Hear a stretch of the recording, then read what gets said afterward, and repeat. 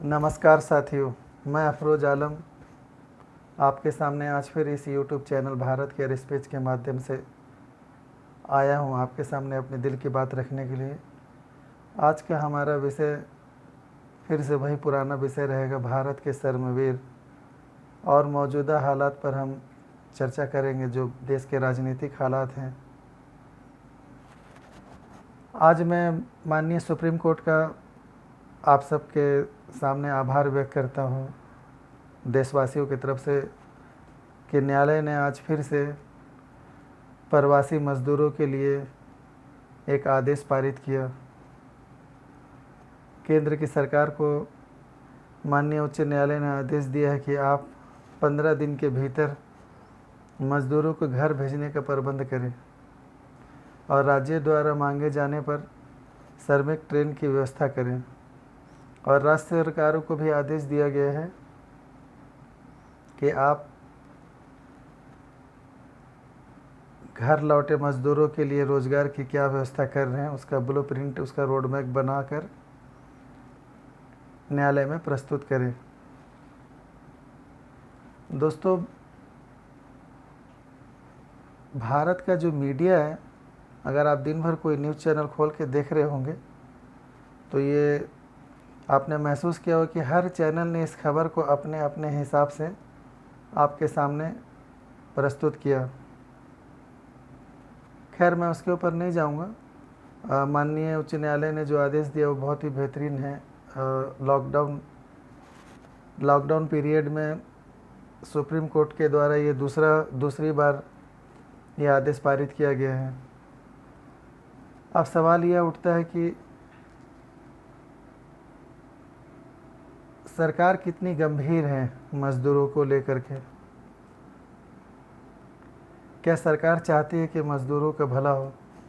क्या सरकार चाहती है कि हमारे देश के गरीब और असहाय निरीह तबके का भला हो? आप लोगों ने देखा होगा कि अभी एक नए शब्द का फिर से इजाद किया गया है राजनीतिक परिवेश में। इसको तो मैं नया शब्द ही मानूंगा, वर्चुअल रैली। जी हाँ दोस्तों, 70 साल के इतिहास में न मैंने न आपने कभी सुना होगा कि किसी राजनीतिक पार्टी ने महामारी के काल में, जब जनता अपने जान को हथेली पर रख करके सोशल डिस्टेंसिंग का पालन करते हुए अपनी ज़िंदगी को जी रही है, उस हालात में कोई भी राजनीतिक दल वर्चुअल रैली करे, ये भी आज़ादी के बाद पहली बार हुआ है। अब जनता का इसको कितना समर्थन मिलता है ये तो आने वाला वक्त बताएगा। हम लोग तो सिर्फ आकलन ही कर सकते हैं।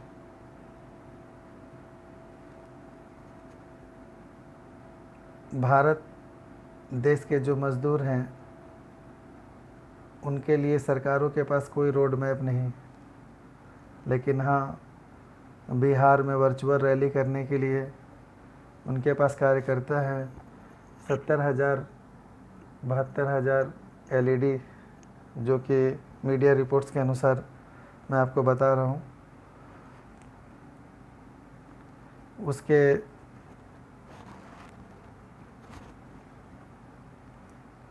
लिए मंगाया गया और बहुत ही कामयाब रैली हुई। उसके लिए मैं माननीय गृह मंत्री जी को बधाई भी देता हूं कि उन्होंने बड़ी हिम्मत दिखाई।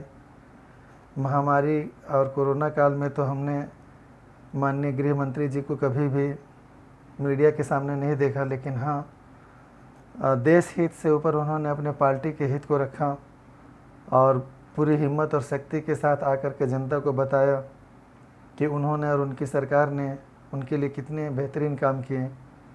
अपने संबोधन में उन्होंने कहा था 11,000 करोड़ रुपए प्रवासियों के लिए खर्च किए गए। बहुत ही बड़ी रकम है और सरकार को इसके लिए मैं बधाई देता हूं और उन मज़दूरों को भी मैं शुभकामनाएं देता हूं जिन तक ये पैसे पहुँचे कि उनकी ज़िंदगी में कुछ बदलाव आ सके। अब फिर उड़ीसा और बंगाल की बारी है जहां पर वर्चुअल रैली की जाएगी। और बंगाल के और उड़ीसा के लोगों को भी मैं बहुत बधाई देता हूं कि आपके सामने टेक्नोलॉजी और डिजिटल इंडिया का प्रमाण मौजूदा सरकार रख रही है, जिसको आपको हाथों हाथ लेना चाहिए।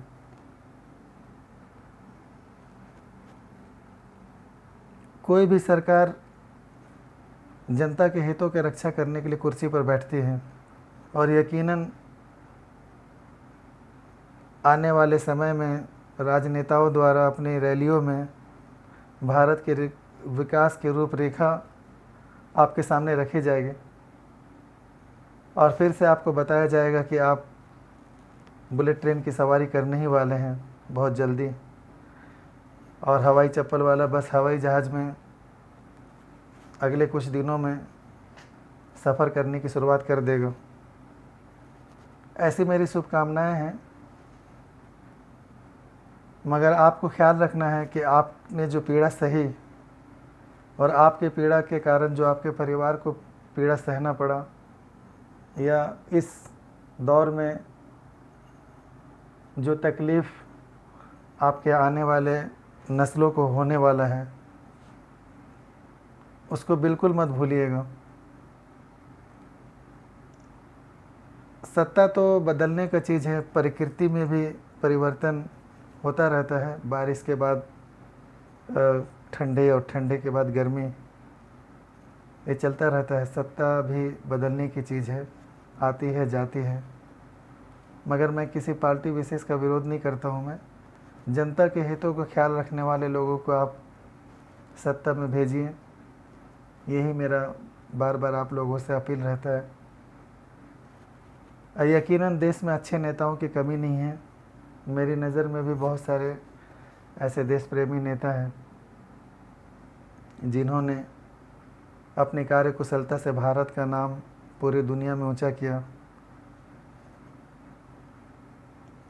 जिसमें एक माननीय अटल बिहारी वाजपेयी साहब हैं, दूसरे डॉक्टर मनमोहन सिंह साहब हैं, तीसरे जॉर्ज फर्नांडिस साहब हैं जो अब इस दुनिया में नहीं रहे। राजीव गांधी से लेकर के विदेश नीति पर मैं पूरा समर्थन करता हूं नरेंद्र मोदी साहब का, जिन्होंने बिल्कुल पूरी दृढ़ता के साथ चीन का और पाकिस्तान का मुकाबला किया।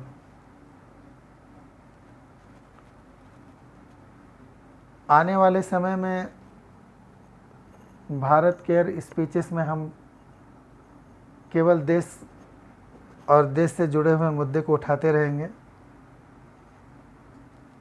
आज के हालात एक ही बार में बदलने वाले नहीं हैं।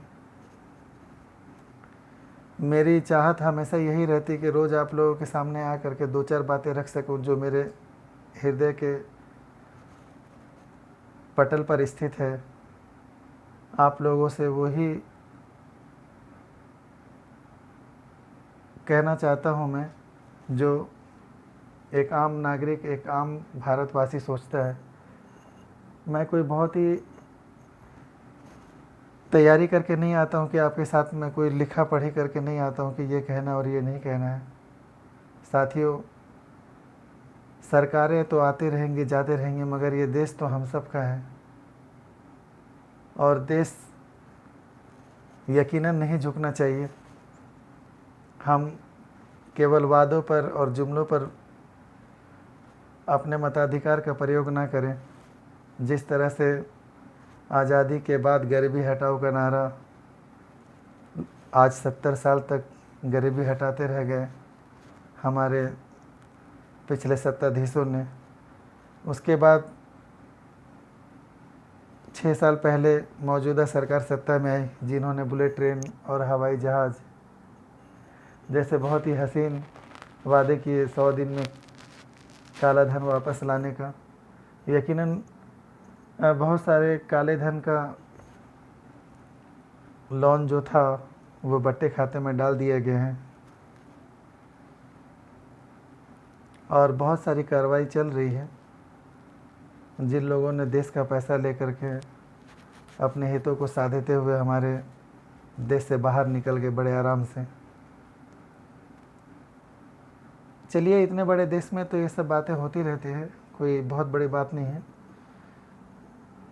एक आम नागरिक को लोन लेने के लिए बहुत सारे गारंटर की ज़रूरत पड़ती है, लेकिन एक बहुत बड़े जो बिजनेस टाइकून होते हैं उनके राजनीतिक रसूख इतनी ताकतवर होती है कि बैंकों को खुद को डुबाना पड़ता है, लेकिन उनसे लोन वसूल नहीं हो पाते और आम नागरिक अपनी जान दे देता है मगर लोन नहीं चुका पाता है। यही असमानता को हमको ख़त्म करना है। थोड़ी थोड़ी शुरुआत करेंगे हम लोग, सब लोग मिल करके।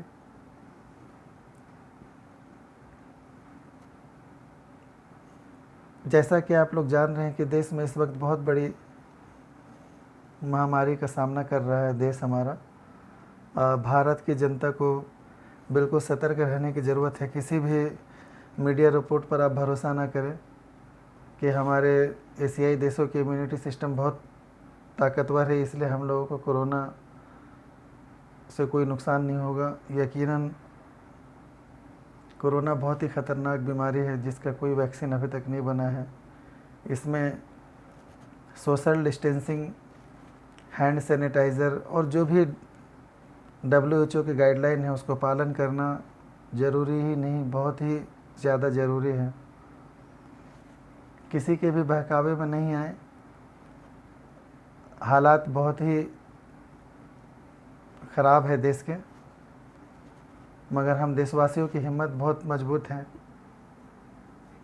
इस घने अंधेरे से भी हम निकल जाएंगे बहुत जल्दी। ये तो ईश्वर की तरफ से एक इम्तहान है हम लोगों का कि हम लोगों ने दिलों में इतनी दूरियां बना ली है कि उस सर्वशक्तिमान ने ही हम लोग को सोशल डिस्टेंसिंग में रख दिया है। अब हुआ ये कि फुर्सत तो है मगर इस शर्त पर कि किसी से मिलना नहीं है, और पहले किसी से मिलने की फुर्सत नहीं थी। दोस्तों, भारत जैसे बड़े देश में मौत जैसे भयानक सत्य पर जिस तरह से मीडिया पर्दा डालती है बहुत ही काबिल तारीफ़ है। चाहे वो कोरोना के कारण मौत हो, चाहे भूख के कारण मौत हो, चाहे बलात्कार के कारण मौत हो जाए। आपको शायद इस बात का अंदाज़ा है या मीडिया रिपोर्टों से आपको मालूम होगा, या अगर आप कोई आर्टिकल पढ़ते तो आपको ज़रूर मालूम होगा कि भारत का जो मीडिया है पूरी दुनिया में 112वें स्थान पर है। जिस तरह से आप कोई भी न्यूज़ चैनल खोल के देखिए, देश में इतनी बड़ी महामारी है लेकिन हमारी मीडिया अमेरिका की परेशानी हमको बताएगा। देश की सरकार चुनावी तैयारियों में है और मीडिया आप चैनल खोल के बैठिए तो आपको पाकिस्तान की परेशानी बताएगा। कोरोना का आंकड़ा पूरे दुनिया में अभी हम 5वें नंबर पर या 4थे नंबर पर आ गए हैं, मगर आप टीवी खोलिए तो आपको चीन का परेशानी बताया जाएगा। ये सारी रिपोर्टें भी हमारे लिए उतनी ही ज़रूरी हैं जितना हमारे देश की समस्याएं हमारे लिए बहुत ही ज़्यादा ज़रूरी हैं। मैं ये नहीं कहता कि मीडिया को उन सब रिपोर्टों को हम लोग को नहीं दिखाना चाहिए, बल्कि मैं ये कहता हूँ कि देश के जो हालात हैं पूरी ईमानदारी से जनता के सामने लाना चाहिए। आप किसी भी मीडिया के जो थंबनेल है, उनका जो ऐड प्रचार है, आप देखिए, मुझे बहुत हंसी आती है जब कोई मीडिया आके कहता है कि निष्पक्ष खबरों के लिए हमारे चैनल को देखिए। मतलब मीडिया का मतलब ही है कि निष्पक्ष, फिर निष्पक्ष हो रहने वाले जो लोग हैं वो क्यों आकर के हमसे कहते हैं कि निष्पक्ष खबर देखने के लिए हमारा चैनल देखिए। इसका मतलब ज़रूर आप पक्षपात करते हैं।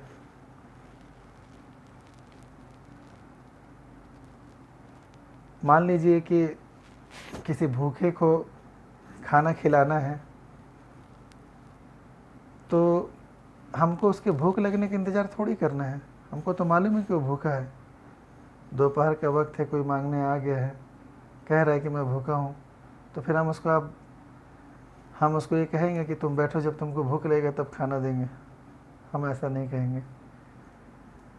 तो मीडिया, भारत का जो मीडिया है, हमको कहता है कि निष्पक्ष खबर अगर आपको देखना है तो इस चैनल को देखिए। दोस्तों, खबरों को देखने के लिए बहुत सारे माध्यम हैं आपके सामने।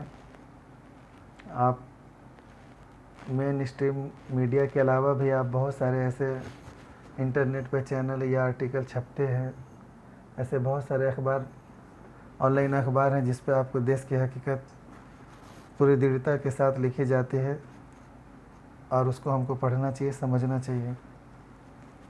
जिस तरह से भारत के मीडिया ने कोरोना महामारी पर जो रिपोर्टिंग की है वो भी बहुत ही काबिल तारीफ़ है। भारत सरकार के ऐप जिसको डाउनलोड करने के लिए स्वयं प्रधानमंत्री जी ने कई बार देशवासियों से कहा है, उसी के कोरोना अपडेट को अगर आप देखेंगे तो आपको पता चलेगा कि भारत की मीडिया किन राज्यों के बारे में रिपोर्टिंग करती है और किन राज्यों के रिपोर्टिंग पर पर्दा डालती है। ये मैं आपको एकदम सरल और सिंपल तरीका बता रहा हूँ। अगर देश के कोरोना अपडेट्स आपको लेने हैं तो आरोग्य सेतु ऐप को आप डाउनलोड कीजिए अगर आपके पास एंड्रॉयड मोबाइल है। हालांकि पूरे भारतवासियों के पास एंड्रॉयड मोबाइल नहीं है, लेकिन फिर भी अगर कोरोना अपडेट आपको चाहिए सटीक, जो भारत सरकार का आंकड़ा को आपको सामने लाता है, तो अगर आप उसके अपडेट्स को पढ़ेंगे और उसके बाद मीडिया रिपोर्टिंग या कोई भी मेन स्ट्रीम मीडिया को आप देखेंगे तो आपको पता चलेगा कि रिपोर्टिंग का जो तेवर है वो उन राज्यों में बड़ा सख्त है जहाँ पर सत्ता में वो लोग हैं जिनसे मीडिया को भी पनाह मांगना पड़ता है।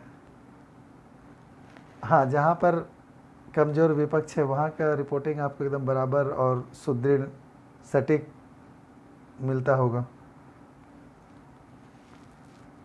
भारत की बात में हम हमेशा ये मुद्दे को उठाते रहेंगे। मेरा मकसद बिल्कुल व्यूअर को बढ़ाना या पैसे को कमाना या सब्सक्राइबर को बढ़ाना नहीं है। मेरे परिवार में अभी 8 लोग हैं, 8 लोग ही मेरे लिए 8000 के बराबर हैं। मेरे घर के 6 और 8 आप लोग आ गए मेरे साथ, और व्यूअर भी मुझे लगभग 30 के ऊपर मिलते ही हैं। तो वो 30 लोग और ये 6 लोग 36 लोग मिल करके हम लोग पूरी शक्ति के साथ देशवासियों को जगाने का प्रयास करेंगे।